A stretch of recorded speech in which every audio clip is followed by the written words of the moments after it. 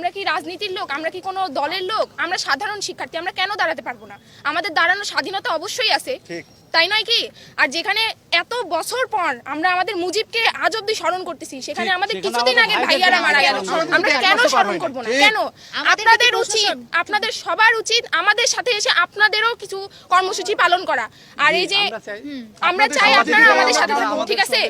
আর এই যে কিছুক্ষণ আগে একটা কর্মসূচি পালন করা হলো, আমরা চাই আরো সামনে এরকম কিছু হোক, আমরা আরো কর্মসূচি পালন করব, আর আপনারা অবশ্যই আমাদের সাথে থাকবেন। আমি এটাও জানছিলাম যে কিছু ছাত্র হয়তো মেন গেট আছে, তারা তো মেন গেটে ছোট প্রোগ্রাম করে চলে যাবে, কিন্তু ওই ছাত্রটা মব তারা ভিতরে ঢুকে পড়ে, এবং সেখানে দেখলাম যে আমরা অনেক বাইরের ছাত্র যারা স্কুলের ছাত্র, তো সেক্ষেত্রে হয়তো পুলিশ বহিরাগত হিসাবে তারা হয়তো কিছু ব্যবস্থা নিতে গেছে, কিন্তু আমাদের কাছে যখন মনে হচ্ছে যে না এটা আছে মানে এটা তো সঠিকভাবে হয়তো ইয়ে হচ্ছে না, তো আমরা তখন ছাত্র প্রদেশে আমি এসছি যে ঠিক আছে আমরা দেখছি আর কি। না এখানে মানে আমার 40-35 হবে, 40 জন হবে। আমরা ছাত্র আমাদের ছাড়াও হেল্প করেছে, যারা প্রোগ্রাম থ্রো করেছে তারাও হেল্প করেছে, তো সবার সাহায্য নিয়ে আমরা তাদেরকে ক্যাম্পাস থেকে বের করে দিয়েছি এবং অনুরোধ করেছে না আসে আর কি, কারণ তারা। আরেকটা প্রশ্ন, ক্যাম্পাসের ভিতরে আপনার অনুমতি ছাড়া তো পুলিশ কাউকে ধরতে পারবে না, সেক্ষেত্রে আপনার কি ভূমিকা ছিল, অনুমতি ছিল? না আমরা কিন্তু ছাত্র ধরার পক্ষে না, আমরা পুলিশ সবসময় বাইরে রাখার চেষ্টা করেছি, ঠিক আছে, কিন্তু যখন বহিরাগত আসে তখন তাদের কিছু ইনস্ট্রাকশন থাকতে পারে পাঁচি টপকায়, সেক্ষেত্রে কিন্তু তাদের কিছু ইনস্ট্রাকশন, কারণ এখন যেহেতু ইউনিভার্সিটি বন্ধ আছে, হল ভ্যাকান্ট আছে, আমরা জানি যে আমাদের ছাত্ররা হয়তো ক্যাম্পাসে নাই, তাহলে বাইরে যারা আসবে তারা হয় আমাদের সাথে যোগাযোগ করে আসতে হবে, অথবা যদি গেট দিয়ে আসতে হবে, সেখানে কিন্তু গেট পুলিশ আছে। এখন কেউ যদি পাঁচি টপকায় আসে, সেই দায়িত্ব কিন্তু তাদেরকে বলা আছে যে ক্যাম্পাসের নিরাপত্তার সাথে তারাও কাজ করবে আমাদের সাথে, আমরাও ছিলাম। বাসায় ফ্রেশ জুস তৈরি করতে আমার আছে ভিশন ব্লেন্ডার। ভিশন ব্লেন্ডার, জীবনে আধুনিকতা।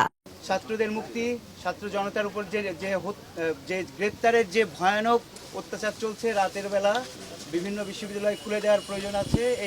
এই বিষয়গুলো বিবেচনায় রাখা দরকার। একটা গণতান্ত্রিক রাজনৈতিক পরিবেশ তৈরি করা দরকার, এবং সেই পরিবেশ সরকার তৈরি করতে দিচ্ছে না। তারা নানাভাবে একটা চক্রান্তের দিকে নিয়ে যাওয়ার চেষ্টা করছে, কিন্তু তারা দেখতে পাচ্ছে না যে তারই ঘরের মধ্যে হাজার হাজার ছেলে, ছাত্র, পুলিশ, জনতা, সেনাবাহিনী, সবার ছেলে মেয়ে এই কোটা আন্দোলনের সাথে যুক্ত হয়ে পড়েছে, এবং তাদের সাথে সর্বসাধারণের এইটা একটা গণ অভ্যুত্থান।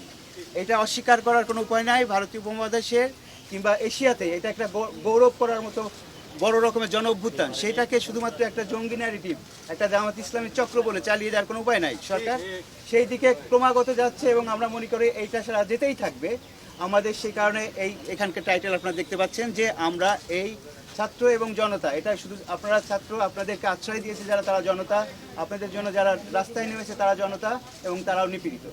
ফলে এই ছাত্র এবং জনতার হত্যাকাণ্ডের যথাযথ বিচার যদি আমরা না করতে পারি, তাহলে সেইটা হবে বাংলাদেশের জন্য সবচেয়ে কলঙ্কের অধ্যায়। তো ফলে সেই কলঙ্কের অধ্যায় আমরা রচনা করতে দিব না। আমরা আমাদের সর্বশক্তি দিয়ে যারা দায়ী, যারা এর জন্য দায়ী, তাদের সবাইকে আমরা মনে করি যে বিচারের আওতায় আনতে হবে।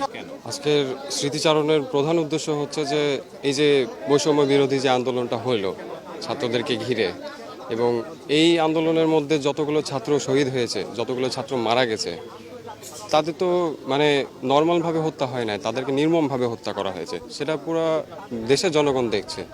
তো এই বিষয়টা নিয়ে আমরা আজকে আন্দোলনে দাঁড়াইছি যে তাদেরকে যথাযথ যেন সেই ইয়াটা দিতে পারে সরকার, সেই জন্য আর কি, যে তাদের সাথে অন্যায় হয়েছে, খুবই ঘোর অন্যায় হয়েছে, সে অন্যায়ের প্রতিবাদ করার জন্য আমরা আজ এখানে একসাথে হয়েছি।